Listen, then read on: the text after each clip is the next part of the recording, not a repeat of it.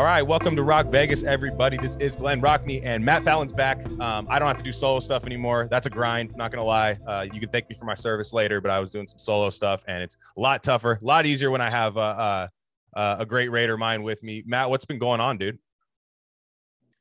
Not much. Yeah, we're bored watching baseball, dude. It's boring. Oh, stop. The Giants are good, man. No, I know. Like during the day, like on Sundays, like it doesn't Yeah. matter who's playing. You turn the TV on, you're like, oh, cool, I'm watching this. It's like I'm watching Phillies Mets right now, dude. Hey, NL East division race. Yeah, it's I don't know. I hear you. So, but not for long, right? We got Raider preseason starts when? Is it next week? I don't even know. Next Saturday, I believe. Jesus. Yeah, it's right around the corner. Yeah, I'm screwed up. I'm screwed up with the schedule. Seattle. Am I right with that? Seattle? I thought it was the Rams.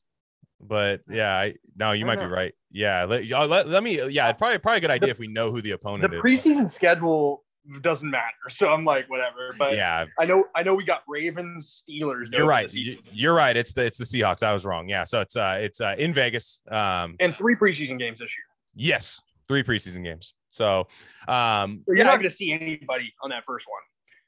And then McVay's not playing the starters against the Rams, and Gruden said he would do what McVay was doing. So that Hall of Fame game the other night, they had like all backups in the whole Haskins, Dwayne Haskins. Yeah.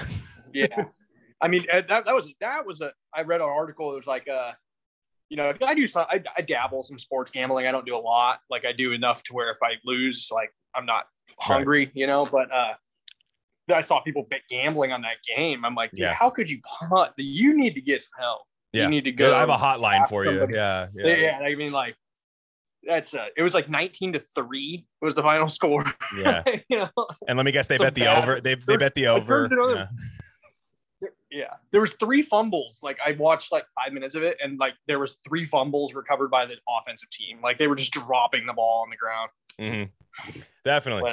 So, Raiders preseason coming up again. The games itself, I'm not super like interested in. It'll be nice to see some guys that you have to just, because last year we had to pretty much take John Gruden's word for it that like, hey, this guy was good enough to make the team. So at least we'll be able to watch some preseason football and be like, okay, that guy should make the team. Let's see what happens. And we should know like, oh, maybe Nate Hobbs wins the slot corner battle. I know we're going to talk about that later, or maybe certain guys make it. So that'll be cool. But like the training camp stuff, let's go through what's happening with training camp. First off, like, I think the story is not getting enough attention. Everybody wants to talk about Carr right now, which like, I think Carr is the least interesting part of the team right now, as far as that goes, but Darren Waller is the most interesting part of the team right now. He's 4th straight day without practice. Gruden is scheduled to meet with the media or speak to the media tomorrow. I would hope he has an answer then. Some people are saying he's holding out. Now, my mind went originally, like I'm kind of a crazy pessimist. When I first saw him miss three practices unannounced, I was like, okay, he could be holding out, or maybe he's struggling with a little something, if you know what I'm saying. Yeah. So I think, but I don't think so. I don't think Vinny. No. Say what you will about Vinny. But Vinny said he expects Waller back soon, so that probably wouldn't be the case. Yeah. So I think he is going to be back, and I think he is going to get a new contract. So like when he signed that contract, I was like, he barely even. Like I think he respects the Raiders, and they respect him. I think sometimes you have like these situations where like a player overvalues themselves, and you think like, okay, like. I mean, it's a bad example because he's really, really good, but like Xavier Howard, like he's paid well enough for what he does. Like he got a brand new contract last year. Now the Dolphins gave him that out of respect. Like, hey, you're playing good football. Right. And now he wants more money again, right? Well, it's guaranteed. It's a guaranteed thing with Xavier Howard. It's he actually signed a really bad contract for himself. His contract's bad, but you signed it. That's what I mean. It's he made a mistake. I'm on both sides there. Yeah. Like, as always, like I'm always going to side with the player in a way, but like it's always like it's just a weird concept. You know what I mean? Like you have to understand from Waller's standpoint. He's looking at the contract that Logan Thomas just got, and he's like, "Is Logan Thomas as good as me?" Yeah, Thomas. I like Thomas. I mean, he's going to be a good tight end, but he's not Darren Waller. No. And I think he's probably looking at like, hey, they gave $5.5 million to Jason fucking Witten last year to come in here and steal my goal line snaps. Yeah. Right. And he's thinking, just bridge the gap there. Give me $5 million extra this year, and I'll do what Witten did and I did last year. Yeah. I'll have the same season I had last year, and I'll add touchdowns to it. Yeah, Waller's on a 4 years, 29.8, just under $30 million. So yeah, that's a steal. And it was a steal at the time. It was a steal at the time. He signed that though. He gambled on himself. Yeah.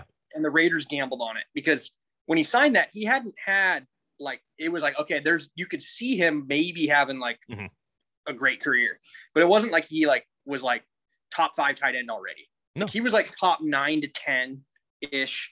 And he gambled on himself, and they gambled. And he needs more money. I talked about it very beginning of last year. I'm like, this guy's going to want more money, and he deserves it. I don't think he's going to hold out. I don't think that's the thing. I think they have a mutual respect, and maybe they're working on. I think they're working on a contract, and he doesn't want to come to camp and get hurt. Yeah. So I think he'll come back and he'll have a new deal by the beginning of the season. That's just a guess. Okay. So I agree with you. And I think John Gruden knows guys that he cannot let go. And most of them are on the offensive side of the ball. Now, here's my little bit scared part, because it's John Gruden. I'm just a little bit scared. John Gruden is the most confident in his evaluations of any coach. He thinks he's got the next guy every single time. Rodney Hudson, see you later. I have Andre James. Who's he been talking up all offseason? Foster Moreau. And I love Foster. And I love Foster Moreau. I love Foster Moreau, I think. But he needs 2 good tight ends. He knows he needs that for his offense. But I'm just saying, I hope he doesn't play too much hardball with Waller. Just give him the fucking money. Give him the money. He deserves money. He's the 3rd best tight end in the league. And I'd say at times better than Kittle just off of availability. He's way more available than George Kittle. He's been durable as hell. That's been the best part about Waller. Yeah, because he's not he's not in the trenches as much. No, but he just is. No, and that's good. I don't want him in there blocking when there's a crazy. Put Moreau into block. Put We'll have Waller split out wide, bro. Most of the time is how I look at it. Everyone's real. I think it just all plays into 2 things. Waller's probably not looking at himself as I'm a top 2 tight end. He's probably looking at himself I'm a top 15 wide receiver. And he lined up off the line more than he lined up right next to the tackle. You know what I mean? So he's probably thinking you know what? If I was playing wide receiver, in Gruden's offense, what's it? The X? Yeah. And he's I'm playing that position better than anybody on this roster, and it's not close. Right. Yeah. That's what you're thinking. And I'm with you. I'm with you on that too. I actually think that's a great point. And also, even if he did value himself as a tight end, look at the tight end position in the NFL right now. It's one of those positions where it's never been more utilized in the passing game, but there's also no depth in the league at tight end. And if you play fantasy football, you know that. If you don't get one of the top 6, 7 tight ends, you're having to pick a new one up every 2 weeks because just off matchups, because a lot of these guys stink in the NFL right now. And you have guys like Kyle Pitts on the come up who is drafted. So I think Waller wants to get that money while he's still at the tip top of the thing. And I think he's done everything the Raiders have asked him and then some. He's the leading receiver on the team. He's had I don't know if he's had 100 receptions the last couple of years each year, but dude, he's he is the number 1 receiver, pass catching person on this team. And I think that's a good point that you made, that it's all about catching passes. It's not about what position you make. If you catch the most passes on the team, you are a wide receiver, money wise. Yeah, dude, I agree because you got guys like Noah Fant who really haven't done squat. He's got potential, but they're talking oh, he's a top 5 tight end, and he hasn't done squat. So Waller's outproduced his. He's done more than any of us could have imagined. Getting plucked off of that Ravens practice squad, going through what he did in his personal life, right. And as people have their own opinions on addiction, but it's one of those things that some people never get out of. No. There's NBA, NFL players that plagued them their whole career. Sure. And he got out of it, and he's physically in great shape. He's not old yet, and he's got, 5 to 6 good years of football left. And I think he probably wants to spend that with the coach that gave him the shot. Mm-hmm. So I think it's a mutual respect, and I don't think we really have, I don't think there's much to worry about with him. Right. I think where there's more to worry about with the defensive line once again. Oh, yeah. Trust me. I got some takes on that. So yeah, let's get into the nuts and bolts of training camp.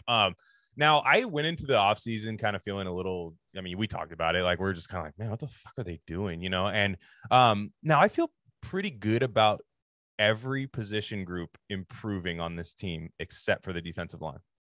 Like, yeah, at the ends now there's young talent at the ends positions. I will say Yannick's still young. I think he has a chance to be better than he has been before he even signed with the Raiders. There's a chance there.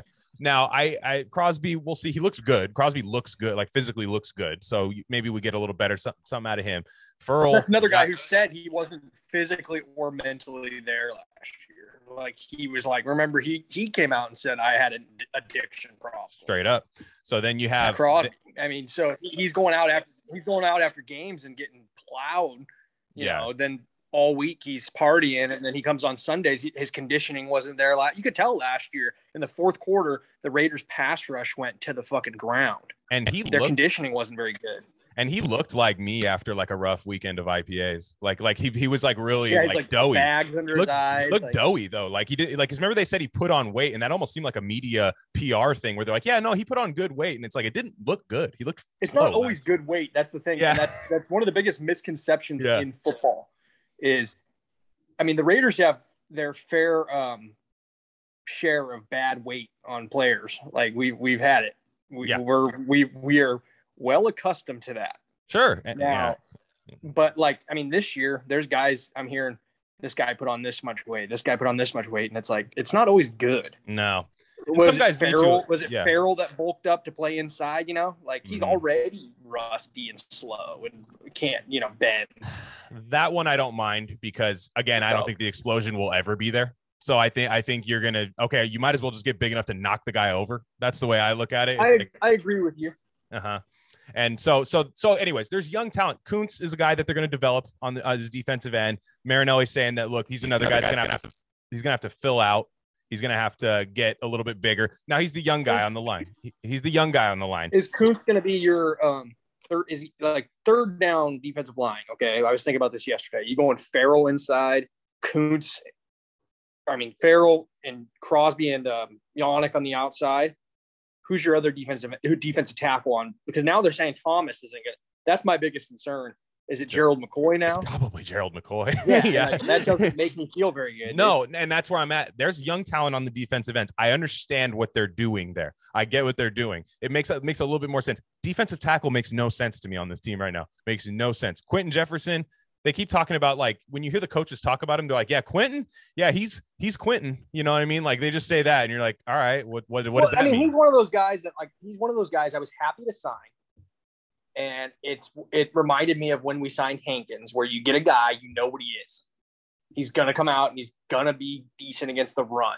He's going to occasionally, collapse the pocket. Right. He's a veteran leader. However, I was expecting them to at least pick one in the draft. Mm-hmm. Or, you know what, keep your good ones. I mean, I was like, okay, Hurst and David Irving, one of them is going to come through. Yeah. Okay, cut both of them. You know what I mean? David Irving's at pool parties in Vegas, so clearly there was something there. Yeah. Like he had problems coming into the Raiders organization, and it doesn't sound like he got rid of those problems. Well, I was talking to Marcus Johnson about that, about who got really, like, Hurst doesn't get brought back. Trent Brown doesn't get brought back. Both of those guys got COVID last year.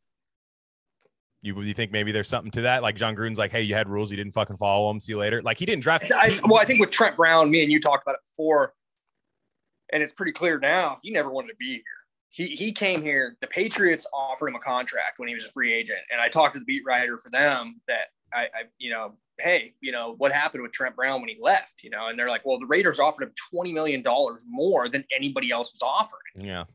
So what are you going to do? You're going to take the $20 million. So then he never really wanted to be here. When he was on the field, he was still a good football player. Oh yeah. But he was barely on the field, and he didn't follow the COVID, rules. And everyone has their own opinion on COVID. But at this point, I look at it like this, man. You go to Safeway and it says wear a mask, wear a goddamn mask. Yeah. It's a rule, right? Yeah. And so when that little tracker thing, we missed our whole offensive line for a game because Trent Brown didn't wear his freaking tracker. Yeah. So Gruden doesn't forget stuff like that. And he's very stubborn. And he didn't draft anybody that opted out. That he actually said that in a press conference. He said Alex Leatherwood played way more games than the guys taken before him. So he was basically like, I'm not drafting Slater no matter what. Right. And then Leatherwood was a guy they were going to draft since he was a sophomore. Tom Cable, I was just watching his presser today. He was saying, we've had our eye on him since he was a sophomore. So that was pretty much They were going to take him no matter what. And you know how you and I have talked about ad nauseum how much we hate that strategy, but I'm warming up to Alex Leatherwood right now. But nonetheless, and I don't mind the opt-out thing. And I don't know, there's no way that I'll remember what episode it was, but me and you said that. Yeah. We said pre-draft. I said they're not. There was one coach. Yeah. If there was one coach that was going to be like, you chose not to play football last year, the guy who like lives and breathes, like the ultimate football guy. Well, but that's like an NFL, like Joe Judge, yeah. I'm sure, like, I don't know the Giants draft class that well, but I'm sure that if you look at it, the majority of those guys did not opt out. Right. Like those football guys, they're different. Like Gruden is stubborn as all hell too, man. Like, I mean, he likes a guy and you're going to go get him. I tweeted out 2 months prior to the draft and like, I was getting some buzz from people that I know and like that Alex Leatherwood was their target. And I just didn't really want to believe. And I've warmed up to it as well. Like I always say this and it's like, as a Raider fan, you talk yourself into it. Like we're doing that again, where it's like, okay, you know what? It's not his fault he was drafted so high. I did that with Farrell, okay, he'll be a good football player. It's not his fault, but I do think Leatherwood, I think he's a 3-year starter at Alabama. Like that's hard to do. Alabama's a good school. Like, like you have to be decent at football to play there. So yeah, I like that pick better than I like, taking, Jonathan Abram at 27, like Arnett, I like that, Arnett, Ruggs. I actually like it more than the Ruggs pick right now. At least Leatherwood. Yeah. I mean, Ruggs, in my opinion, man, like it wasn't the fact that I didn't like Ruggs. Like I liked Ruggs and I had all 3 wide receivers rated very high. And I didn't have Jefferson rated high. I can't say like, oh man, I would have taken but CeeDee Lamb felt like a perfect car guy. And when you like, you're drafting everything to fit your scheme. That's what the Raiders have done the last 4 years. Cleveland Farrell. Okay. He's a scheme fit for Paul Gunther. Yeah. Okay. We're going to take, this guy. He's a scheme fit for this guy. Then you take the wide receiver that doesn't fit your scheme. Yeah. CeeDee Lamb is just the ideal guy to pair with Carr and you pass on him. You go with a guy to stretch the field, whatever. I just don't understand it, man. I'm like, okay, cool. Like you got Brian Edwards later, but like CeeDee Lamb was like, that was the guy. And like, everybody was saying it. It's just too obvious. And then they pass on him. And I think he's going to be a top 15 wide receiver this year. Like he's good. Yeah. So it stinks as always. Anyway, so I want to get to we'll get to the offensive line in a second, but defensive tackle was so bad. It's easily the weakest position group on the team. And you have guys like bringing in Solomon Thomas. That's a guy you bring in when you have 2 starters and you're hoping you can like get something out of this former 3rd overall pick, right?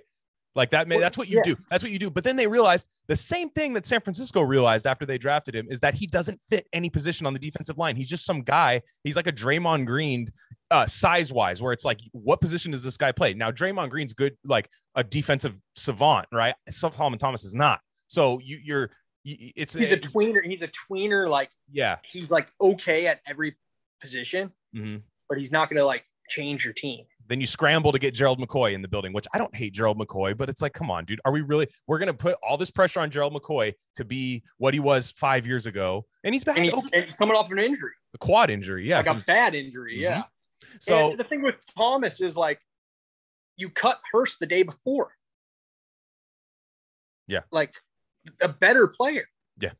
And you pay Solomon Thomas $5.5. You know how many players were getting signed for $5 million? Like, dude, not Tony Jefferson.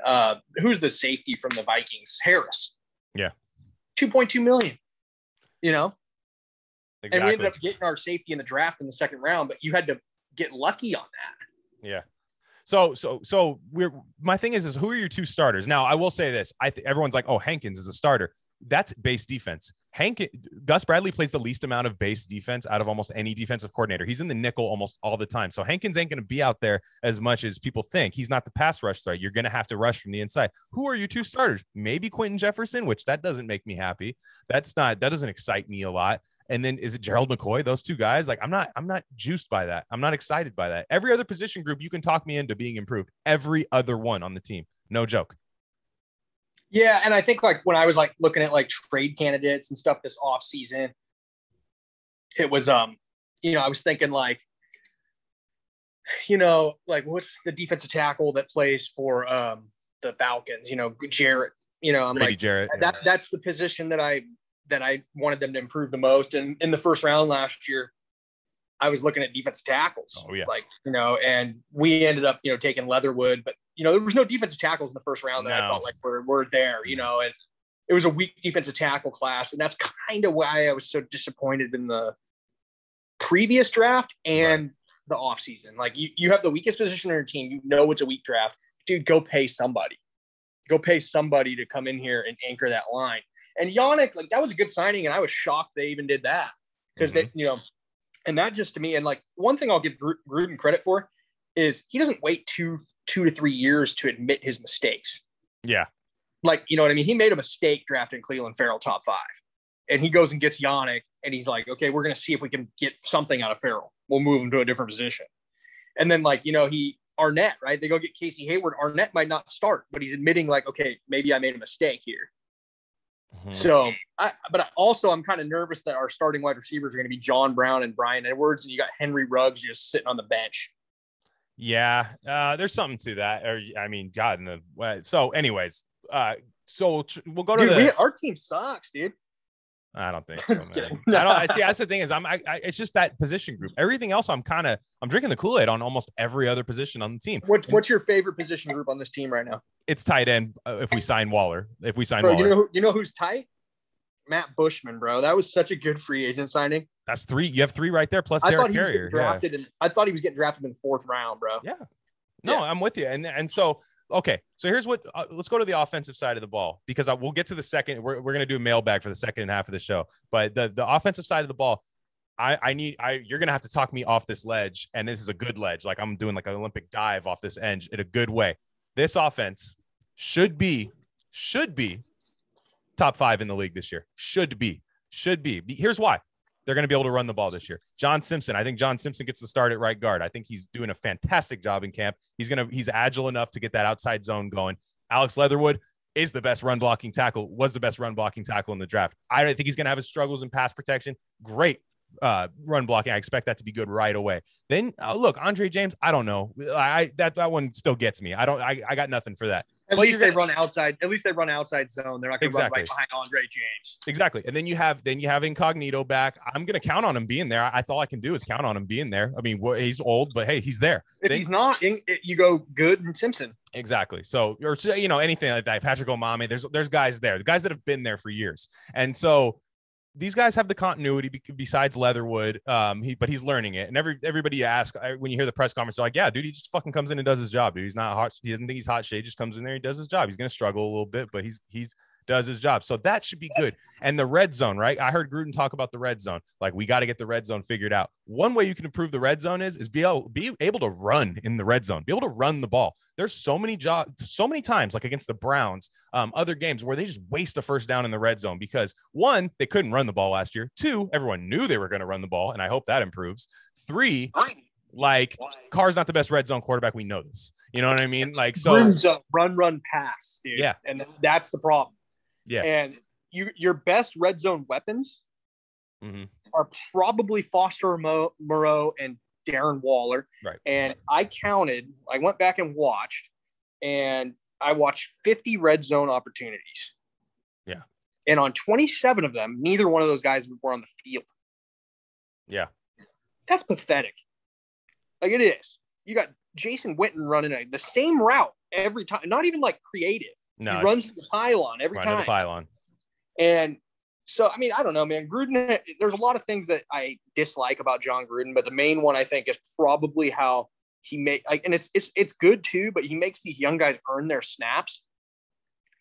But he's a lot more. He has a shorter leash for these guys than he has for the veterans. Like, Brian Edwards deserved a little more snaps towards the end of the year last year. Yeah, he didn't get them. Definitely. You got Zay Jones getting his snaps. And I'm scared that's going to happen again. We're hearing Brian Edwards. I don't think so. Terrell Owens. I don't think so. Because what's the comparison we're hearing right now? Terrell Owens? Well, here's the thing. The only thing is I think he's going to take the training wheels off for both those guys, for Ruggs, for all of them, only because they didn't. Now, with Moreau, right? You can make the case. Why did Moreau get his touches in the second year? Coming off the bad injury, which I still think was kind of bullshit because why was he never on IR during the season? Second off, but then you have like They didn't bring he in that one. He had that one touchdown where he like broke like 4 tackles, and then they're like, "Yeah, get it back on the bench." I thought, well, who told you could go play? Yeah, what is going on? That dude like literally like made the best play of the year, and then they're like, "Okay, we'll give you a snap in week 15, motherfucker." Yeah, he hog-tied Jason Witten and put him under the bench, and he was like, "Yeah, I'm going out here, coach." But anyways, when we signed Jason Witten, I thought it was a joke. Yeah, no. So I thought the Onion was making a joke, dude. Exactly. So then you have. But they didn't really bring in a receiver. Now you could say John Brown, but I don't know about that. They didn't really bring in a guy to take away Brian Edwards snaps. They didn't bring in a guy. To be honest, I think they brought in a guy to take in Henry Ruggs snaps, if anything. Right? They didn't bring in a guy. Brian Edwards is what Tyrell Williams is supposed to be, in my opinion. Like that. Yeah, and the only person that's gonna take any of his snaps is Waller, which is fine. And I will never be mad. And they did that last year. And I'll never be mad if it's Darren Waller. I think, honestly, dude, I think like Renfro, right? You got Renfro. Yeah. And then when you have Renfro on the bench, you're going to have Willie Snead, maybe. Willie Snead, but maybe put Ruggs in the slot some and throw him a freaking slant, for God's sake. I hope so. Like, can we get a slant to Henry Ruggs like anytime in the near future? Like, or even go 4 wide with 2 inside. How about a bubble screen? Yeah, or go 4 wide with 2 inside. Any sort of route that isn't a go. Yeah, any sort of route that isn't a go route. Like, stop using him as a decoy, dude. He's a good route runner in college, right? He wasn't a deep threat in college. He was running, 12-yard slants and outs, and he wasn't running straight down the field every play, and that's what the Raiders had him doing last year. So there's a lot of room for improvement on the offense, but it's fun to talk about when you had a top 10 offense last year. And that could not run. That was one-dimensional. So I'm getting back to this. Those guys, if you think even your one-dimensional offense that was very young at receiver, pretty young at tight end, and was old and slow at offensive line, if you're able to get those guys better and fix your run game. Now, the run game is interesting because, we've had retirements at running back. We've had guys getting, cut and stuff. And they just bring in Bo Scarborough, which who knows what that's all about. Nothing. Trey Regis, interested. I'm intrigued. Let's watch. Let's see that's what preseason's for. We're going to watch. You're going to see him a lot next Saturday. Yeah, but Gruden's going to want that. I still think they're going to end up getting a camp cut in there that can pass protect. That's what I think. Because rookies. This is going to be a preseason game next Saturday where Bo Scarborough runs for like 150. Oh yeah. And people are going to be like, dude, come on, bro. Who was the guy a couple years ago? Bama guy, bro. Who was the running back a couple years ago that was killing the preseason? George Atkinson the third, rest in peace. Right. And then, he died. Yeah. And then Lewis Rankin, bro. Mm-hmm. What about Corey Sheets? There's always a running back that just kills it in camp. And you're like, what are you going to do? Cut freaking Kenyon Drake and keep, Bo Scarborough? No, you're not. But they're going to bring, like you said, they're going to bring someone in that pass protects. A camp cut. Guys get cut. Third running backs get cut from camp all the time. I could see them doing that. I wouldn't even be mad at it if they did. Your top 2 running backs are set in stone, and your fullback's set in stone. So your third running back has to be somebody that can pass protect. Pass protect. And hopefully catch a pass or two. Well, and not even that, because what you said about slot, right? The slot, like let's change up what we do in the slot. Kenyon Drake's been getting slot looks in camp to where you could bring in that third running back to be your pass pro guy, and Drake is running routes. I don't mind that at all, because that's what Charlie Garner used to do. I wouldn't mind keeping, like where that's the case, and then you're not tipping your hand too much either. Exactly, and the red zone, the red zone becomes last year. That's what they did last year. If you bring in Jalen Richard, 99% of the time it's a pass. Yeah. And that's where they run into problems. Like Richard had like his decent like flashes. You and I talked about it. Always. He made one run a year where you were like, this guy's a good Raider. But then other than that, he averaged like 1.9 yards a carry. It's like nothing good, And they had like, I thought they should have kept DeAndre Washington over Richard, but that's for another topic. So, sure. But like I said, man, I do think that here's like my optimism, and I don't have much of it ever. You have an offense that was top 10 and a defense that was bottom 5. Yeah. So if your offense improves even a little bit, like say the Raiders offense is top 7 and the defense improves in their top 23. You have a playoff team. You're 11 playoff team. You're playing playing playoff games. Yeah. And a lot has to go right on defense. I mean, they have to have Trayvon Mulrig has to have a good rookie season. Mm-hmm. They have to get a better season out of Abram. They have to get a good season out of Arnett and Hayward. They have to get a good season out of the linebackers. They have to get a good season out of somebody at defensive tackle. They have to get a good season out of Yannick. Like there's a lot that has to go right, but I don't see how the defense can be worse than it was last season. Very tough. I mean, if they're worse than they were last year, fire everybody, including the janitors, and get them out of the building. Yeah, because they weren't cleaning anything up properly. So yeah, right, if they're worse than they were last year on defense, every single person in the building needs to be fired. It's impossible. It's not going to happen. Yeah. So right. So that's all I'm saying. I'm the same way. I'm like, dude, this offense should be good. And with Carr, right? Everybody's talking about Carr. They're overanalyzing these fucking throws in camp. They're like underthrew him. It's like, it was a touchdown. Shut up. Like, and these people are like going crazy about it. That's fine. I think Carr is going to do exactly what he did last year. No better, the no training worse. camp thing is always a kick, man. Because it's like, it'll be like, today Tua was 9 for 10 today in training camp. Oh, he's coming. This is his second season. And then the next day he throws 3 interceptions and it's like, they should have traded for Watson. It's the same in every single fan base. And it's like, again, Derek Carr, I probably am considered one of the biggest Derek Carr haters. Most of it's in jest. Like, I'm just kidding.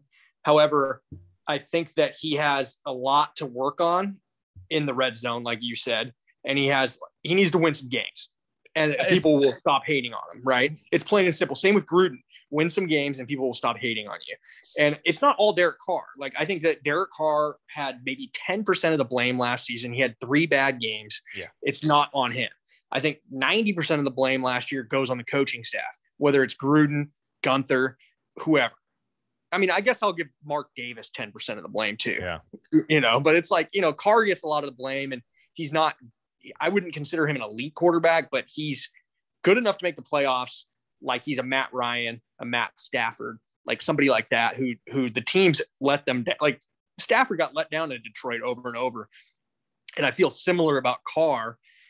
The offense is decent, but the defense has never been good his whole career. Right. Like, even the year they made the playoffs, they just forced turnovers. Mm-hmm. They were bad. They were awful, but they forced turnovers and they would get a sack when those sacks that they would get at the end of the game, we didn't get 4 times last year and we lost close games. Yeah. No, so all I'm saying is this. I think Carr has the exact same season he does last year. And what if they win 11 games with that? Everyone's going to tell you Carr played better. And I'm going to be like, you probably didn't.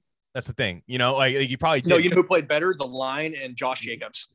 And that's what I mean. They're going to become he's going to have more wins by them being 2-dimensional. So when they do have that, 10-point lead in the second half, maybe you can run the ball. Maybe you can run the ball effectively. Right. And Niners do that all the time. Yeah. Like, it's what did I read? It was like he's only had last year he had 2 touchdowns with a lead. Yeah, that's not good.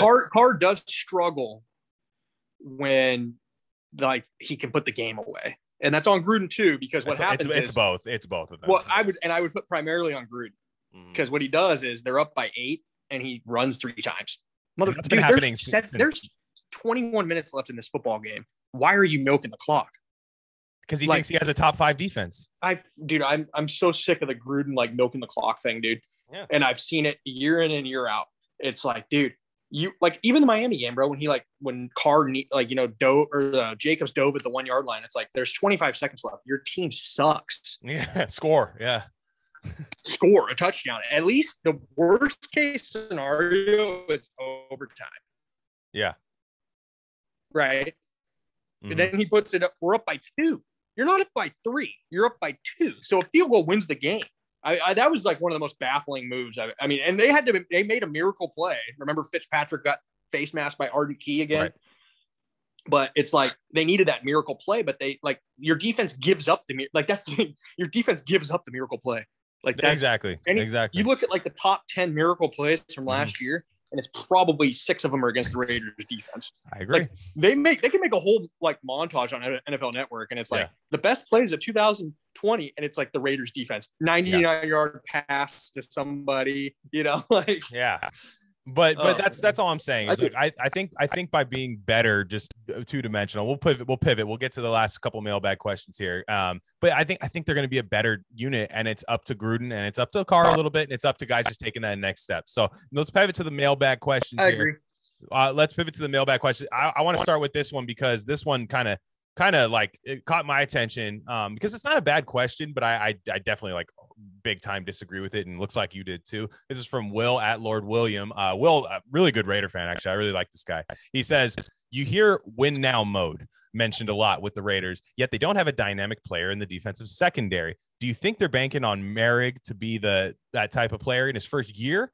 In my opinion, they should trade some, not one, some of those first round picks for a Derwin James type. Okay, a couple things. I'll take the first part of this question. Derwin, when you start chasing unicorns, that's a PFF term, but I do like it.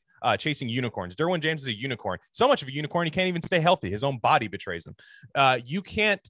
You can't constantly find that. Instead, we should have maybe just drafted him, but whatever.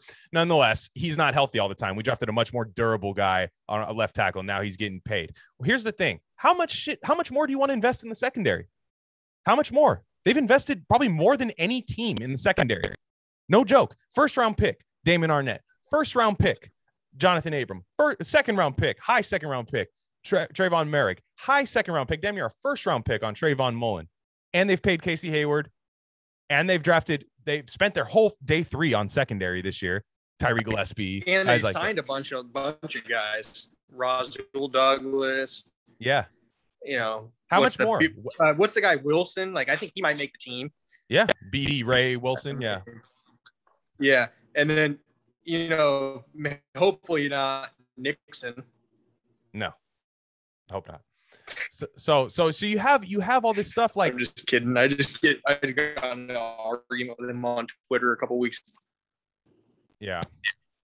But yeah, I mean, I think there's two things. Number one, you're not trading for Derwin James or anybody in that caliber. The time to do that was when Minka was on the block and like he was available for a while and you had 3 first-round picks. Like that was the time that you maybe could have got a player of that caliber. Mm-hmm. Also, yeah, I do think they are relying a lot on Trayvon Moehrig, and other teams got a lot out of rookie safeties last year. Mm-hmm. Like, you know, there was a lot of rookie safeties that stepped right in and were like one of the top 3 players on their team defensively. Now, I don't think that the Raiders secondary is as much of a problem as the pass rush. And like, I'm always a pass rush creates good secondary. So if the Raiders defense sacks 10 more times this year, their secondary is going to look a hell of a lot better. Mm-hmm. You know, and I think that you're relying a lot on Casey Hayward. Like, can you bring that veteran presence and be a better corner? You know, and I think they're going to end up with Nevin Lawson in the slot. Can those guys be okay? Can they be okay? I don't need them to be great. I need them to be okay. Like, don't get burned for 106 yards a game. Now, you need Arnett to just be okay. Like, you need those guys to just be okay. Like, that's it. And also you have a new scheme, right? You have a new scheme that I do think favors them. Paul Gunther had these guys in off coverage when you drafted 2 press man corners pretty high, Mullen. And we talked about that every week. Every single time. So we have that. We just got to say that. And there's another question that came in. It's along the same line. This is from Mikeavelli24. Shout out Mikeavelli. He says, is the secondary really that bad again? Or are people overreacting to practice reps? Definitely overreacting to practice reps. And maybe the offense is really good. And second off, I don't think it's that, again, like you said, it's not the weak part of the team. I actually I think the young secondary has a lot of upside, and I think Ron Miles is a good coach. I think Gus Bradley's a good coach. He's had good secondaries in the past, and he's had high picks. He's developed high draft picks into really good players. Now, the Raiders might not have drafted the guys that we wanted to, but coaches do need to develop guys, and you know, Raiders high draft picks have done well elsewhere. DJ Hayden has been a solid corner elsewhere. Like, it's happened. So these guys. Oh yeah, DJ Hayden actually had like a decent 3 years in the slot, but see, he got drafted to play outside, and we drafted him to be a bride. Other teams made him a bridesmaid, and he was a good bridesmaid. So that's what I mean. So nonetheless, I don't think the Raiders secondary is going to be that bad this year. But again, you have 2 first-round safeties. Most teams don't have that. And look at teams that trade 2 first-round picks for a safety. Jamal Adams, I wouldn't do that trade. The Minka trade, I probably would do. Yeah, one first-round pick. Like, he's a stud back there. But yeah, Jamal Adams, that set that team back. Like, that team defensively, they're not that good. Their defensive line stinks too. Yeah, their defensive line stinks. They're okay. They're a decent football team. They're battling with a good division. But you spend all that money on a safety when really they need an edge rusher. Like, so, but I do think that the secondary is going to be an improvement over last year. I think that you can't go down. Like that's I keep saying that, but last year going into the season, you went into the season with 2 rookie corners, or Mullen and Arnett, a rookie and a second-year guy, a second-year safety who missed his whole season, and a safety that wasn't very good. So the Raiders had like 3 years of total experience in their secondary last season, going into the season. And I would say that secondary is probably the toughest position in football. Like, you don't see corners come in and just be shut down right away. Right away. It's very tough. Hardly ever. Like sometimes, but very, very, very seldom. Now, the Raiders coaching staff last year, they put them in a tough situation. Paul Gunther has this, crazy defense. Some of the players even said, like in interviews, they're like, I was where I was supposed to be. Like there was 3 other guys out of position. Like, so I'm going to give the Bradley an opportunity to show us like, hey, I'm a decent coach and I can actually get this out of these players. Like, and use the strengths. You and I talk about this all the time when we talk. It's like, you have like, okay, what's Abram good at? Not much, but he could roving around the line of scrimmage, stopping the run. Like he had like 3 or 4 crazy good plays where he stopped the run, like sideline to sideline. Use them to their strengths, dude. Like Mullen, he's a good press man corner, but they were using him in zone last year. Yeah. Like, Morrig, like he's a good deep safety. Yeah. Use him back there. So like I do think Bradley is going to use these guys to their strengths more, and that's going to be an automatic upgrade. Now, I don't expect it to be like, week 1, we're going to shut out the Baltimore Ravens, but I do expect us to like at least stop making dumbass plays. You can at least hope that. So the preseason is going to show us a lot. Like, and I think it's going to show us like what they're going to do with these players. Cause now they have a lot of players that can play all over the field, and like on offense and defense, the Raiders have like a lot of like Swiss Army knives is what Mayock likes to call them. Yeah. And I'm interested to see how they can, make the right combinations, and like, where's Thomas going to play, and hopefully they find a niche for him. You're paying him $5 million. Basically guaranteeing his spot. Yeah. I mean, like what you basically like, I'm kind of baffled at some of the I liked our offseason. I didn't think it was as horrible as people think. No, I mean, but I'm baffled by a few of the moves. Carl Nassib basically guaranteeing his money. Agreed. Right. Agreed. And then what did NFL Network guy say? There was a rainbow outside. One of the funniest things I've ever seen in my life. What are you saying? Like, he's like, and speaking of gay guys, gay rainbow things, how's Carl doing? Yeah. Gruden looked at him like, yeah. He's like, I can't even really believe what you're asking me here. I know. Like David Carr was like so uncomfortable. Yeah, I know. David Carr's like, dude, I wouldn't even say that. Yeah. He's like, I wouldn't even say that. And like, my brother plays for the freaking team, dude. Yeah, my brother's Joel Osteen, basically. I won't say that, but yeah, it's like, I'm with you on that. And like this, you're gonna have to like, and at the linebacker situation too, like fans are being so stupid with like the fact that Tanner Muse is getting base defense snaps in a scheme that plays the least amount of base defense. Well, that's the thing is like Muse, they took him in the 3rd round. I know. Like God. he needs to get some snaps this season. So you see if you can even. But then why are they trying to sign KJ Wright? Like they're trying to sign KJ Wright, so it's obviously not working. Bro, I hope they sign KJ Wright. Me too. Like, he's good. KJ Wright's tight, dude. He's good. No, I'm just saying. I'm like, what's funny is like KJ Wright and Gerald McCoy. Good sign. Those are good signings. They're fine. Right. If you take away Solomon Thomas, like it's like the Raiders tend to do that, man. They make a mistake. Like at least I told you, like at least they make like admit, hey, I made a mistake or whatever. But it's like quit making the mistakes. Well, and the problem is the people that carry water, like in the fan base, that are just like, no, it's not a mistake. And then Gruden's like, it was a mistake. We shouldn't have done that. And they're like, yeah, I hated that guy. You're like, no, dude, stop. There's certain people in the fan base that like have a cult following because they are always positive and like, or have a t-shirt made. And you know what, like, or bought a Tanner Muse jersey. Yeah. Henry Ruggs and Tanner Muse were a certain favorite of a certain guy. And I think I remember we got in an argument and he blocked me because I told him that Tanner Muse sucked. And you know what? Broke the cardinal rule. You can't say that. Right. Yeah. Well, right. And it's like, okay, maybe. And that's the thing is I'm a dick, but I'm right a lot. Like, you should put that on your tombstone, dude. I'm a dick, but I'm right most of the time. Yeah, this guy was a prick, but he was right. And but no, I like Gerald McCoy. Gerald McCoy should have been a depth signing too. I bet you he starts at defensive tackle. I'm just saying, and it that's reminds me of when we signed Corey Liggett or whatever. Yeah. A couple like last year, and he started the first game of the season. Exactly. That's like, what I'm and saying. then they were like, "Oh shit, he's too old for this." Yeah, he's too old for this.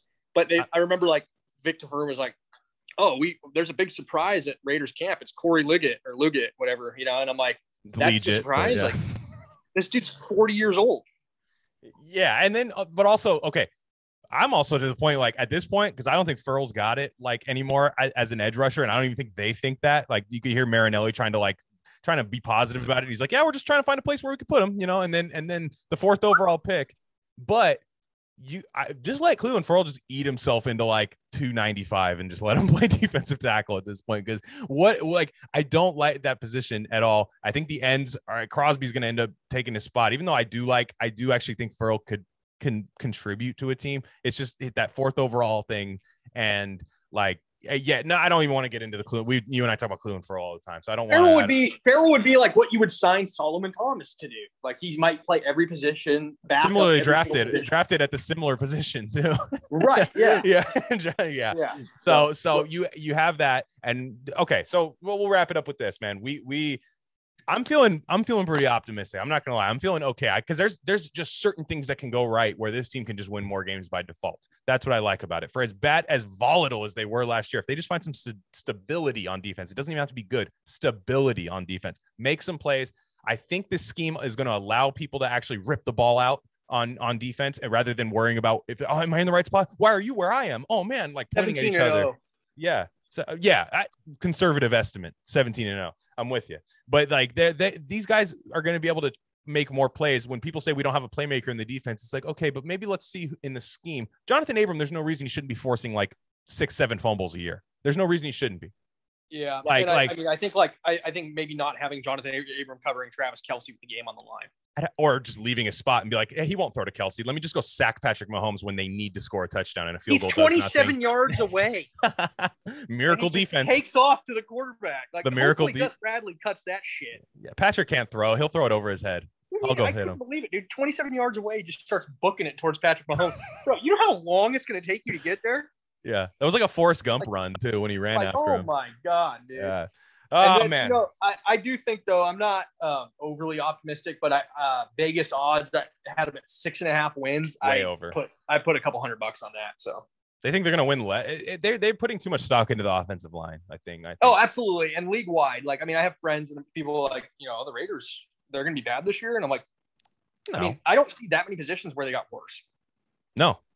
It's a little bit in the trenches, but I think in the secondary, they're better. The right tackle position? In pass protection, in the run game, it's better, in my opinion. The problem with the right tackle position is people think Trent Brown played for us last year. And he didn't. We had Sam Alex Young. Leatherwood's an upgrade. He's an upgrade. Mm-hmm. Sam Young and Denzel good. Like it doesn't matter what Alex Leatherwood does this year. He's an automatic upgrade. Trent Brown didn't play last year. Yeah. And then also me and you talked about it, and I didn't think we would just flat out cut Rodney Hudson, but we talked about it like me and you like week 13. We were like, dude, Rodney Hudson was terrible today. Yeah. He was getting blown up in the run game. And me and you talked about it. We didn't think he was going to get cut, but we did say, like he's not as good as people think. And league wide now, all of a sudden, Pro Football Focus says he's the number 1 freaking center in football. Because they only care about They don't care about running the football. But when he was on the Raiders, he never got any praise, dude. Nobody was like saying, "Oh, Rodney Hudson's a top 2 center." Yeah, they just don't care about running the ball. All of a sudden now he's the best center in football because he's wearing another jersey. So one thing about that, I'll just be the last point I make.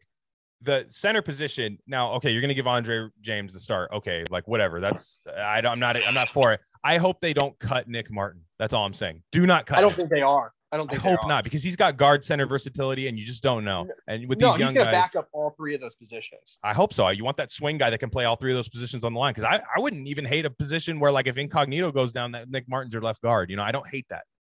No, or if Andre James comes out and he has no idea how to getting skated into the quarterback. Yeah, not even that, dude. I'm worried about like Rodney Hudson. That's the one thing he did above average was he knew how to change protections. And Andre James, as soon as like he needs to prove that. Again, it's like we're in a situation where he could turn out to be the next Darren. Like that's the Raider fans' favorite comparison. Darren Waller. Nobody thought anything of Darren Waller. Well, yeah, Darren Waller's proven to be a good football player, but you know how many misses the Raiders have had. So Andre James needs to prove it to everybody that you're replacing an all-pro caliber center. Agreed. So you have to prove it. And like I think like the scary part for me is like he hasn't played center that much.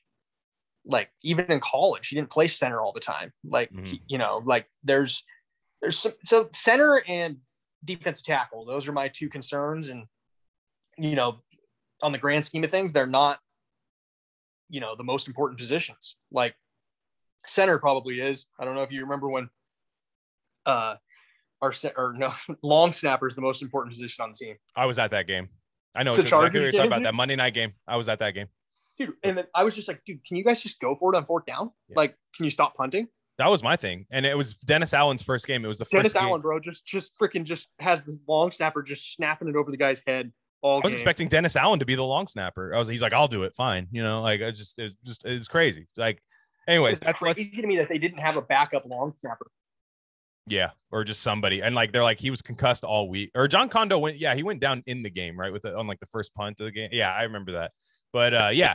Nonetheless, that's it for us. This is Rock Vegas Podcast. Follow Matt on Twitter at Fattest Malin on Twitter. Follow me on Twitter. I'm Glen Rockney at Glen Rockney. This is RareCandy YouTube channel. Go ahead and hit the subscribe button. There's lots of content on here. We have a sports show. We have a kind of a political podcast and Rock Vegas. I'm going to start really amping it up for the week. Busy man, recording almost every night of the week. Wife probably hates it. Don't care. Nonetheless, that's it for us, man. You got anything else? Nope. Hopefully we don't suck. Just don't suck, baby. Let's go. All right. Just be fun to watch. Baby. It went from just draft good football players. The jury's out. That was our slogan. And then now it's just don't suck. So we're almost there. Let's it was kind of, yeah. I mean, we're going to get there. Just don't suck. So let's go. All right, man. I'll talk to you later. Raider Nation, be safe this week. All right. Let's we'll see you guys later in the week. All right.